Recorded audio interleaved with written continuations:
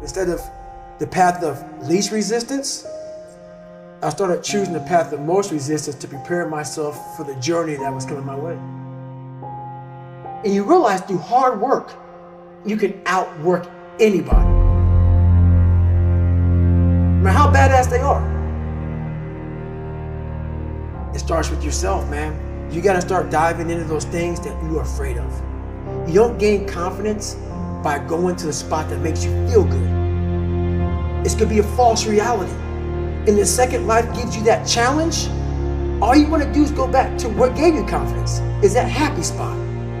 No, what gave me confidence was spending years at a kitchen table trying to learn how to read and write on my own, realizing I can't learn the way you learn. I can't, but I can learn. What gives you confidence, not being afraid, is overcoming the fear. That's what gives me confidence, is facing these things, overcoming them. And maybe not overcoming them every day, but facing them and facing them and facing them. Pretty soon like this, you know what, man, this is where it's at. It's not in that comfort zone. It's in the discomfort zone is where my confidence is getting built. Mm-hmm. That's where it's getting built. Happiness, peace, enlightenment, it's all up here, man. It's all up here. It's all up here. You just gotta be willing to go and face it. And that's the hard part. The physical standard is not what they need to meet. It's a mental standard you must meet in life. That's how I live my life. I now know that there is no cap on the human mind. There's no cap. We cap it ourselves. When most people quit, I had just started. And when you take that mindset and you learn to flip that around, that's what made me powerful. And my body followed. And so I said, I want to do this. I'm going to give myself a challenge every single day until the fear goes away. That's right. And I feel like that's what more of us should be doing. I'm hearing that that's how you live your life. That's all it is, man. And it helps me feel so much more confident. When you overcome that fear of saying this doesn't have control over me anymore, that's right. It's like you can be at so much more peace. A lot of us speak in hollow words. I used to speak in hollow words. I don't do it anymore. Everything that comes out of my mouth has substance. It's real. We all have these feelings in our bodies, in our minds, in our souls. I act on mine. A lot of us who are afraid of something, we allow our minds to choose the path of least resistance, so we go a different route. And I'm afraid of something that's telling me you must do that. Life is one big mind game, and you're playing it with yourself. You cannot lose perspective of where you've come in life.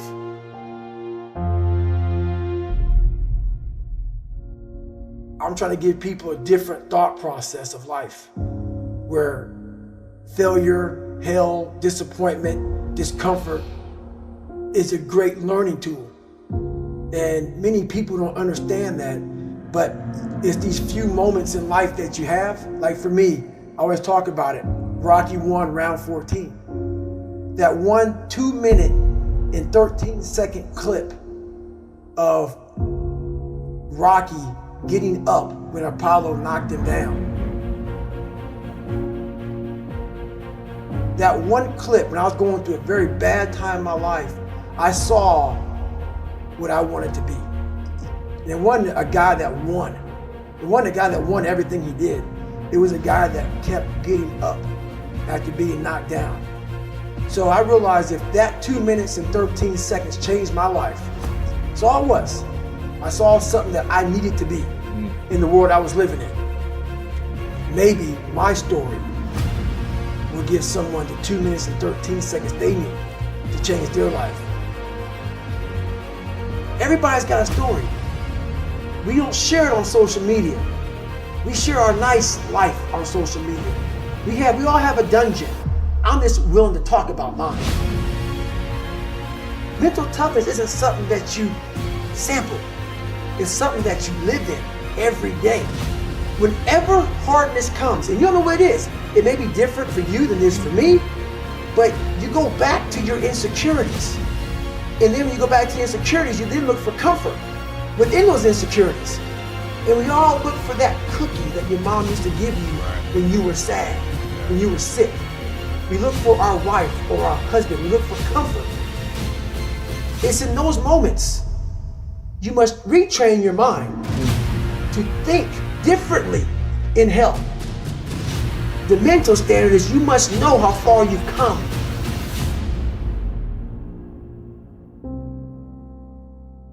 I walk in the room now and I know the hours and years and decades I put into David Goggins. That's something, it's not on the wall. It's not a trophy on the wall. It's not a medal around your neck. I don't care how you perceive David Goggins, because through my journey, I figured out the one piece I was missing. I thought it was cars. I thought it was women. I thought it was money. I thought it was everything. The one piece I was missing was me having the courage to face myself. Where I got my work ethic from was the hours I had to spend learning this. When you sit down and you're not smart, and you have a disability, and you still want to be at the top of your class, I didn't want to just get by. When I realized that I can learn through hard work, and I can beat the valedictorian in school, but I got put in 10 hours more a day than he does. You know what kind of strength comes from that? When you're sitting down, that guy, that valedictorian studied for an hour, and you know I caught you. I have the work ethic to catch you. That's where David Goggins got really invented. Was at a kitchen table with 20 spiral notebooks that were empty, and then they were full. And when you can go through that, I still have them in my storage unit. You go through these spiral notebooks of your life, and you realize this is how I learned. This is unbelievable. It wasn't until I got real sick and my life got real quiet. I went from running 205 miles in 39 hours to I couldn't get out of bed. My life was taken from me. And that's when I realized I hadn't taken time to think about what I'd done in my life. I'd done all these things, but there was no finish line. I finished a race of life, and I wouldn't even receive my medal. I'd go on. I get in the car and I go. When I started figuring out life, that I was leaving so much in the tank. Once I realized, my God, man, I was this dumb, fat kid being bullied, and now I'm a 180-pound person, lost 106 pounds in less than 3 months. Learn to read, learn to do this, learn to do that. I was like, I need more. I was fueling my mind with everything. And I never took time to say, my God, you came from this hell, and you're here. I had come 8,000 miles from where I started. But if you never know that, you're still in the $7 a month place. So it's that quiet place. It's that place by yourself. It's those hours and years and decades by yourself in the grip of life. When life has you by the throat and choking you out, and you're sitting there calm because you're trying to figure it out. You're not panicking. You're not quitting. You're not throwing in the towel. You're saying there's a way around this. And when you figure it out, when life has you gripped in a vice, and you can figure that out, that's when you overcome. That's when you overcome. The journey getting there was harder than going through it. Yeah. You know? So that's the whole thing about life, man. It's that journey that makes you who you are.